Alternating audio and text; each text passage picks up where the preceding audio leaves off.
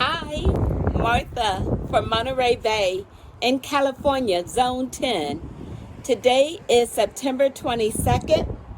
I am entering the Collards Challenge by the New Orleans Gardener T. Knott. So I have my three types of collards right here. I have purple collards that I started on September the 12th. They're still seedlings. I have Southern Greasy collards. Look at that. And I also have White Mountain collards.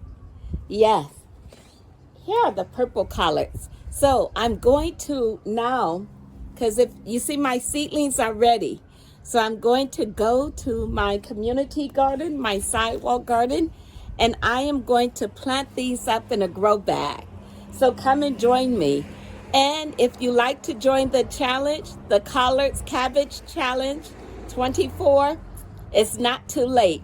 I will put the link in the description. Okay? Let's go plant some collards. Bye, Martha from Monterey Bay.